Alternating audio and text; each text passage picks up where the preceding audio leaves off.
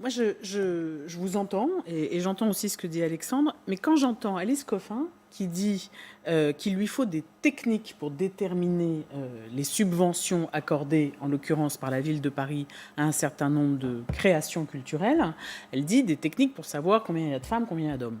Bon, mais est-ce qu'on s'arrête là ou est-ce qu'après on va dire, dans ces femmes, combien ont une orientation sexuelle qui est réprimée, opprimés, combien sont de minorités ethniques, etc.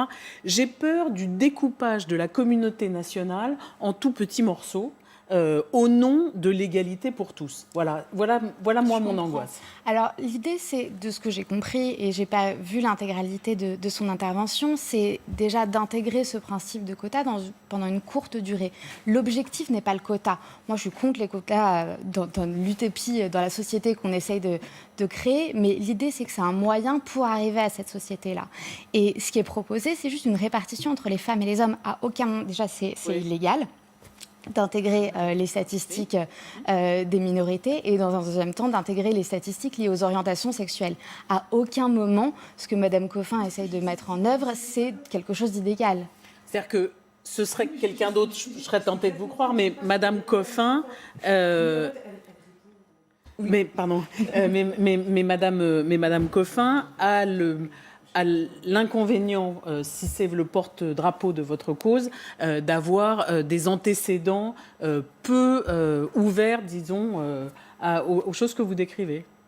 Je pense pas. Je pense qu'effectivement, c'est un faux procès qu'on donne à Alice Coffin pour je ne sais quelle raison d'ailleurs, mais je pense qu'effectivement, dans le débat public, c'est une personne qui a tendance à irriter, par exemple, vous. Et moi, elle ne m'irrite pas. Je dis juste... Non, je dis pas ça. Vous dites que si ça avait été une autre personne qui proposait cet élément, vous seriez d'accord avec... Non, je dis pas ça. On va reprendre. C'est quand même étrange. Non, excusez-moi, je ne dis pas ça. Je dis que Mme Coffin a des positions que je considère, moi, comme extrêmes sur un certain nombre de choses. Mais vous pouvez. Mais voilà, et que donc... Oui, je vais juste finir. Et que donc, la manière dont elle évoque la question des subventions à attribuer, ce serait quelqu'un d'autre, je serais peut-être tentée de dire pourquoi pas, mais Mme Coffin ayant eu par le passé et encore aujourd'hui des positions que je considère comme extrêmes, je ne suis pas tentée d'y être favorable. Ah, mais qu'est-ce que ça change? Sur le fond, vous êtes peut-être convaincu. Sur le fond, Jean-Denis n'a pas encore parlé.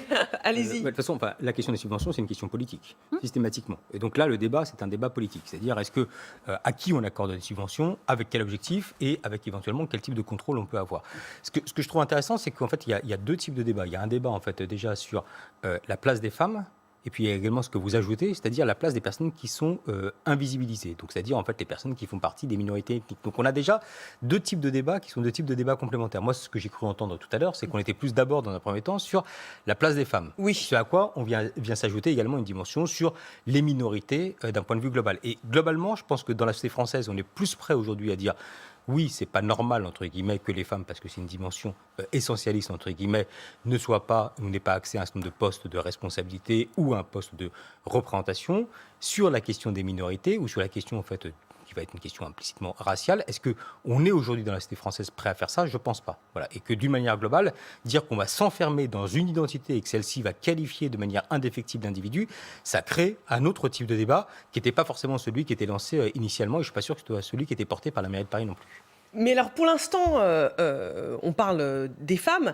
Et la question que je me pose, c'est pourquoi on est à l'aise, même si vous avez partiellement répondu, Valérie, avec l'idée de quotas pour la politique, le CSA, et il a bien raison, nous tape sur les doigts s'il n'y a pas assez de femmes parmi les observateurs éditorialistes sur les plateaux. Et pourquoi ce débat devient gênant quand il s'applique aux femmes dans le monde de la culture? On rappelle les chiffres, alors au niveau mondial, c'est pas en France, sur les chiffres, ils sont basés sur les films les plus téléchargés dans le cinéma, dans le monde entier.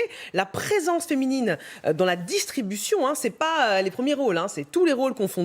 34% de rôles féminins entre 85 et 2009 et 2019 et 45% entre 2014 et 2019. On voit que la tendance est plutôt bonne, mais on n'a pas le détail pays par pays. Donc on voit bien qu'il y a encore des progrès et on se demande si, sans pression, Est-ce que les distributeurs, les producteurs auront envie de faire confiance aux réalisatrices féminines, aux films qui donnent les premiers rôles aux femmes ? Effectivement, ce qu'on voit, c'est que ce soit dans le cinéma ou dans le spectacle vivant, il y a encore une grande majorité des personnes qui contrôlent ce secteur, qui sont des hommes. Si on regarde par exemple en France, alors les chiffres datent de 2015, donc j'ose espérer que ça a un petit peu changé depuis, mais 98% des directeurs d'opéra sont des hommes, 75% des directeurs de théâtres nationaux sont des hommes. Et en fait, il y a une très grande majorité des directeurs d'organisations culturelles de spectacles vivants qui sont des hommes. Et aujourd'hui, ce qu'on essaye de faire, c'est de faire en sorte qu'il n'y ait pas d'invisibilisation systémique des femmes dans le monde de la culture. Et encore une fois, je me permets d'appuyer, l'idée, c'est de ne pas faire en sorte qu'il y ait une culture dite plus féminine ou plus sensible, qui sont des adjectifs qu'on a tendance à attribuer à des œuvres qui sont créées par des femmes, mais de faire en sorte de créer et de donner l'opportunité à des artistes femmes qui ne pourraient pas avoir cette opportunité dans une société qui soit complètement patriarcale ou une société qui ne veut pas évoluer vers une société plus égalitaire.